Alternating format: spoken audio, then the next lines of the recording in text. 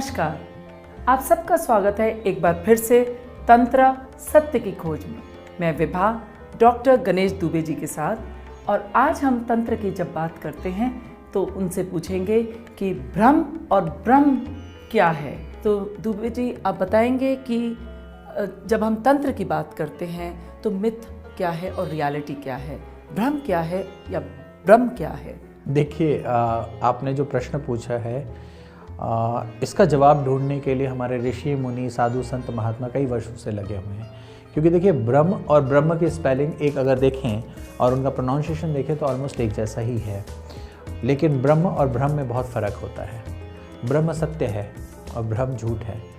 जो तंत्र में जो मिथ्या दिखाई जाती है, जो आकर्षण, जो वशीकरण की बातें की जाती हैं, जो 100% गारंटी के साथ कार्य किए जाते हैं, और जो अलग अलग विषयों पर बात करते हैं लोग कि इतने घंटों में, इतने दिनों में, इतने समय में ये कार्य हो जाएगा, ये सब भ्रम है। और ब्रह्म वो है जिसकी जानकारी अगर आप जान लें, जिसको आप जान लें, सत्यतापूर्वक जान लें और अपने जीवन में उतार लें, तो आपका जीवन परिवर्तित हो जाता है। ब्रह्म सत्य है।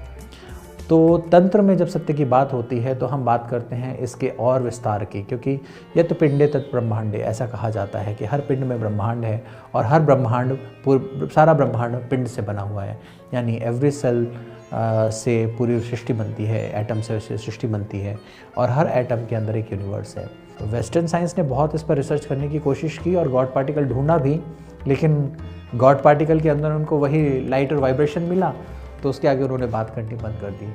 क्योंकि नाद ब्रह्म पर हम बहुत दिनों से बात कर रहे थे, क्योंकि वो सत्य था। जब आपने मिथ और रियलिटी की बात की तो आप बताएंगे कौन से ऐसे मिथ हैं, जो भ्रम है, जो हमें तंत्र से दूर रखते हैं? देखिए, तंत्र सिर्फ छलावे का विषय नहीं है, तंत्र में सिर्फ धोखाधड़ी नहीं है, तंत्र सिर्फ वासना का विषय नहीं है, तंत्र में किसी को चोट पहुंचाना या नुकसान नहीं है। तंत्र सृजन का कार्य है, तंत्र क्रिएशन का कार्य है। तंत्र में सृष्टि की रचना की जा सकती है, तंत्र में भविष्य बनाया जा सकता है।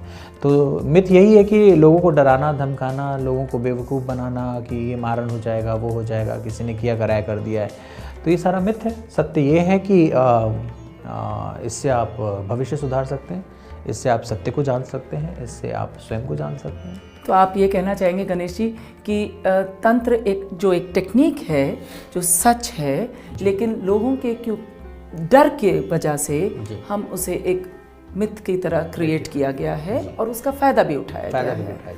गणेश जी, आप बताएंगे कि तंत्र में शिव और काली का प्रयोग क्या है? विभा जी, शिव और काली अगर इसको आप समझें तो काल से परे है महाकाल, महाकाल से परे है काली। हम कहते हैं अघोर, जहाँ अघोर है, जहाँ घोर नहीं है, जहाँ अंधकार नहीं है। और हम अघोरी का मतलब समझते हैं कि अंधकार, ऐसा नहीं है। अघोर, जहाँ घोर नहीं है, जहाँ अंधकार नहीं है, जहाँ स्वच्छता है, सुंदरता है। तो इसके लिए जाने के लिए मार्ग पे हमें शिव और काली के मार्ग पे जाना पड़ता है। देखिए, अगर आप शिव और काली को अगर अच्छे से समझें और दोनों पर से मात्राएँ हटा दें, अगर हिंदी की मात्राएँ हटा दें, बड़ी ई की मात्राएँ, तो शिव शव हो जाएगा और काली काल हो जाएगी। तो अगर नियंत्रण है तो शिव और काली है, अनियंत्रण है तो शव और काल है। तो अगर आप शव और काल को जानना चाहते हैं तो अपने अंदर की मात्राएं हटाइए, तो तंत्र को जानिए, एक्सपेंशन करिए, तो तब आप शव और काल को जान सकते हैं। वरना आप मात्रा में रहेंगे तो शिव और काली की आराधना करिए। बहुत खूबसूरती से आपने ये बात बोली। जब हम तंत्र की बात करते हैं तो एक त्राटिक विधि भी है। एक त्राटिक है जब हम एक तरह से एक मत होके किसी उस पर कॉन्सेंट्रेट करते हैं, और दूसरा आप बता रहे थे जब आप अंदरूनी अंदर के नैनों को अपनी ही तरफ मोड़ते हैं, वो भी तंत्र की तरफ ले जाता है। उसके बारे में बताएंगे? देखिए, आप ये बात समझिए कि आँखों का काम है देखना। अगर वो खुली हैं तो बाहर देखेंगी और बंद हैं तो अंदर देखेंगी। तो जब हम खुली आँखों से साधना करते हैं तो हम त्राटक करते हैं, और जब हम बंद आँखों से साधना करते हैं तो हम अंतर्मन की यात्रा करते हैं। तो आप इसको इस तरह से समझिए कि खुली आँखों से आप ब्रह्मांड देख रही हैं और बंद आँखों से आप अपने अंदर की ज्योत देख रही हैं, और देखते दोनों में ही एक ही कार्य करते हैं, अंधेरे से प्रकाश की तरफ जाते हैं, अपनी ही रोशनी देख पाते। तो तंत्र एक ऐसा टेक्निक है, ऐसा टूल है जो आपको आपसे ही मिलाता है, आपकी रोशनी से ही मत कराता है, आपके अंदर के अंधकार को दूर करता है और उसमें प्रकाश लाता है। बहुत खूब। जब हम तंत्र की बात करते हैं तो कुछ देवियों का प्रयोग भी आता है। जब हम देवियों के लिए जब हम बात करते हैं, और साथ में स्त्रियों का प्रयोग किस तरह से, स्त्री का महत्व क्या है तंत्र में, इसमें कुछ रोशनी डालेंगे। तंत्र में देखिए स्त्रियों का बहुत महत्व है। यत्र नारीस्ति पूजन्ते तत्र रमते देवता। जहाँ नारियों की पूजा होती है वहाँ देवता का वास होता है।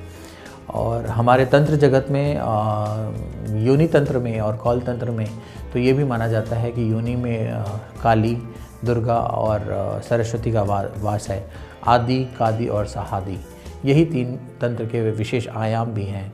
कादि यानी काली, आदि यानी लक्ष्मी, सहादि यानी सरस्वती।